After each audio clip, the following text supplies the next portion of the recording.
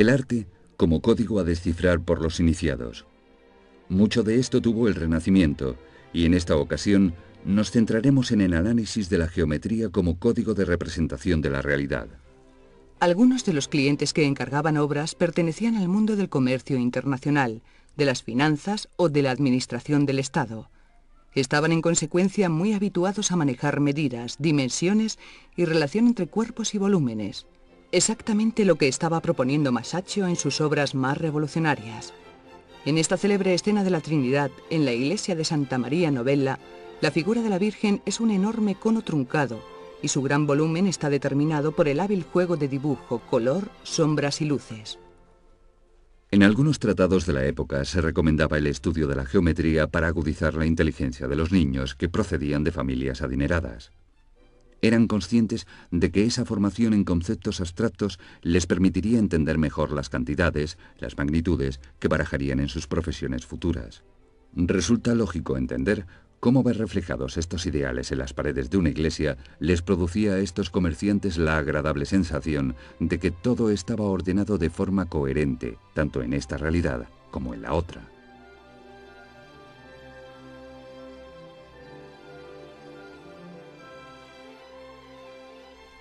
Pese a su inclinación natural por los esquemas geometrizantes o abstractos, Piero della Francesca sabía que el destinatario principal de su arte era el pueblo, por lo cual tenía que seguir una serie de convenciones que le permitieran contactar con la sensibilidad de esos espectadores.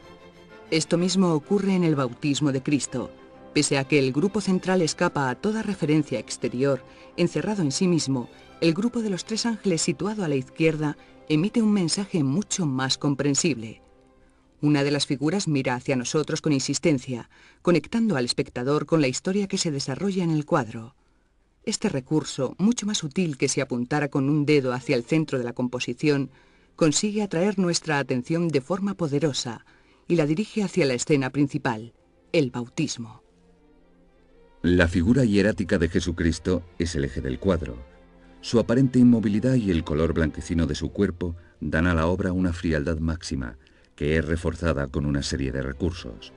El cielo de un azul intenso, las nubes de formas apuntadas, el paisaje montañoso del fondo, las figuras de la derecha, etc.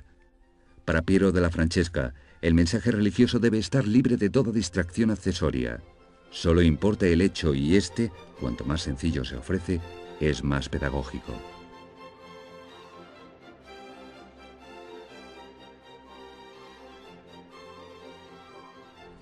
El pintor era un visualizador profesional de las historias, tanto si éstas eran profanas como sagradas. De igual modo, el público estaba preparado para leer esas historias, ya que había adquirido los instrumentos básicos para interpretar lo que el artista le ofrecía. Los relatos eran vividos por el público, para lo cual éste empleaba recursos curiosos como asociar el lugar donde se desarrollaba la historia con su propia ciudad, o como asociar determinados personajes bíblicos con conocidos, amigos y parientes, estableciendo una huella más profunda en la memoria del fiel. Precisamente por ello, el pintor renacentista no ponía especial atención en la descripción de los rostros, excepto si hablamos de los retratos, como es lógico, para que así el fiel pudiese poner rostro a cada figura representada y se pudiese acordar mejor de la historia narrada.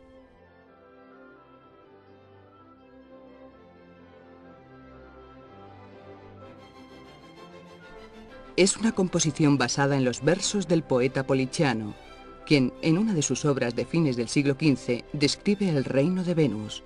A su vez, y como no podía ser menos, Poliziano se había inspirado en el pasado en Horacio y Lucrecio. La única figura que Poliziano no aclara es la del dios Mercurio. La única explicación plausible reside en que está asociado siempre a las tres gracias. En el cuadro de Botticelli, la figura de Mercurio da la espalda a las gracias, se aísla voluntariamente de lo que ellas pueden ofrecerle: amor, primavera y belleza. Mercurio también es asociado a la razón, por lo que su presencia en el cuadro testimonia cómo la razón se halla incómoda en el reino natural, que preside Venus como diosa de la primavera. Tanto esta obra como El nacimiento de Venus fueron realizadas para un primo del poderoso Lorenzo de Médicis, y ambas sirvieron para decorar su palacio, estando concebidas para estar colocadas una junto a la otra, tal y como estuvieron hasta bien entrado el siglo XVI.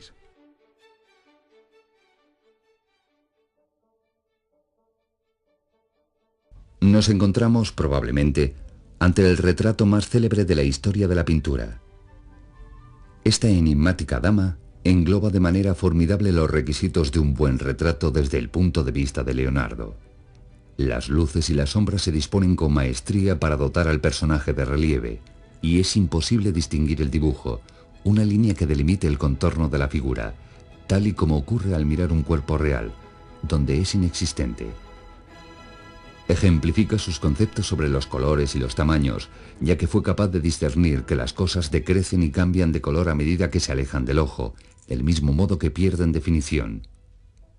Y evoca de manera mágica la potencia de la naturaleza, traduciendo en una pintura la esencia de esta, con una técnica sublime, basada en la superposición de veladuras que convierte en imperceptibles las pinceladas.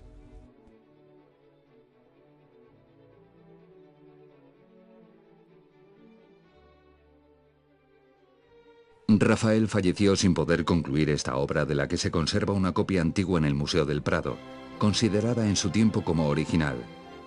Al día siguiente de su muerte, la inacabada Transfiguración adornaría el catafalco que a tal efecto se instaló en el Panteón.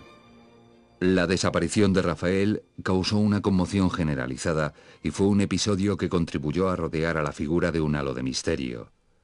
El mismo día en que murió aparecieron unas grietas en las logias vaticanas, lugar en cuya decoración estaba trabajando en aquel momento.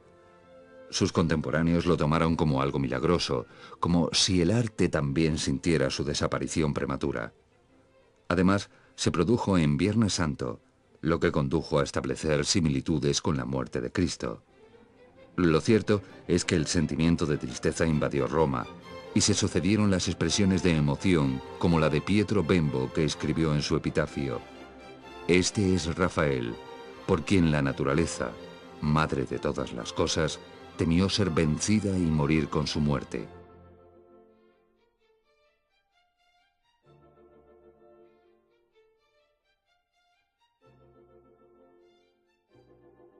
En la década de los 30, cuando Miguel Ángel comenzó el juicio final en el testero de la Capilla Sixtina, su concepción del mundo había cambiado en relación a la que poseía en los años en los que había pintado la bóveda.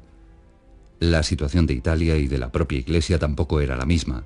La Reforma había dividido a la Iglesia, la posición política del Papa era más débil, había desórdenes económicos y en 1527 se produjo el Saco de Roma. El juicio final será el reflejo plástico de ese desorden del mundo, obra de un hombre cuya seguridad se está quebrando con desnudos flácidos, pesados y desprovistos de la gracia de los del techo. Aparte de recibir críticas por pintar las figuras desnudas, hubo otros elementos iconográficos que fueron considerados poco ortodoxos. Por ejemplo, para algunos resultaba inaceptable que ciertos muertos aparecieran como esqueletos, mientras otros ya habían recuperado su forma carnal, ya que según la Biblia, todos los muertos resucitarán a la vez. Y menos aún que para representar el infierno, Miguel Ángel hubiera elegido la figura de Caronte en su barca. Mito y religión ya no se podían mezclar.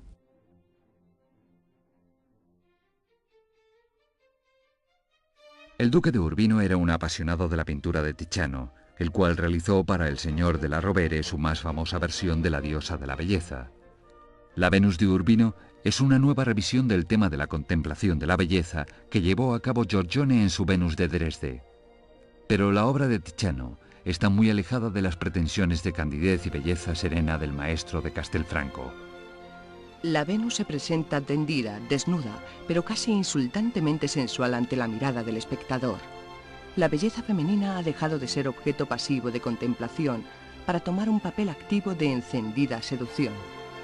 Tiziano ha registrado no a una diosa de la belleza, sino la impresión visual de la belleza desnuda en sí. Este efecto viene enfatizado por los detalles de verosimilitud de la escena, como el perrillo enroscado a los pies de la cortesana o la presencia de las doncellas al fondo que buscan las ropas de su ama.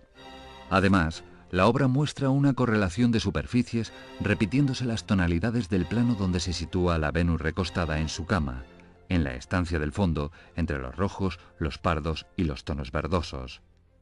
El artista consigue una inmediatez y una cotidianeidad que se hacen muy cercanas, alejadas por tanto de las representaciones arquetípicas de Venus anteriores.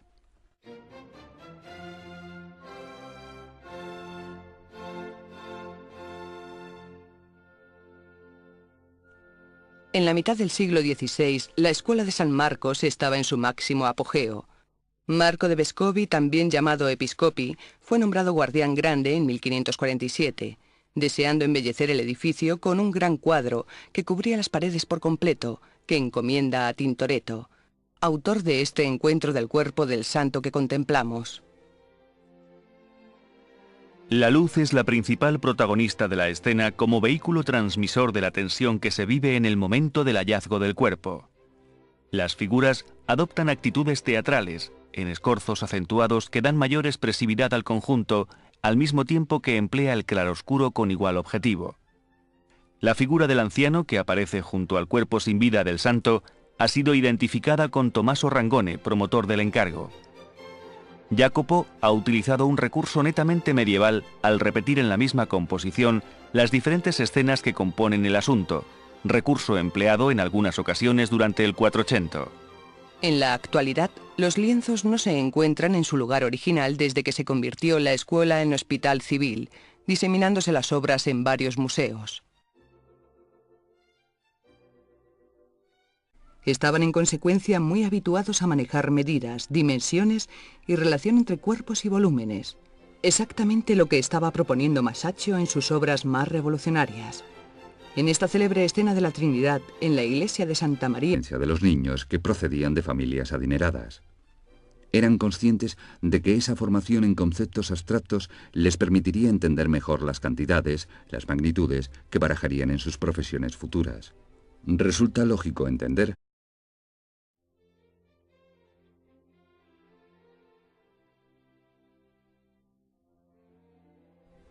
el arte como código a descifrar por los iniciados. Mucho de esto tuvo el Renacimiento. la novela, la figura de la Virgen es un enorme cono truncado y su gran volumen está determinado por el hábil juego de dibujo, color, sombras y luces. En algunos tratados de la época se recomendaba el estudio de la geometría para agudizar la inteligencia, y en esta ocasión nos centraremos en el análisis de la geometría como código de representación de la realidad. Algunos de los clientes que encargaban obras pertenecían al mundo del comercio internacional, de las finanzas o de la administración del Estado.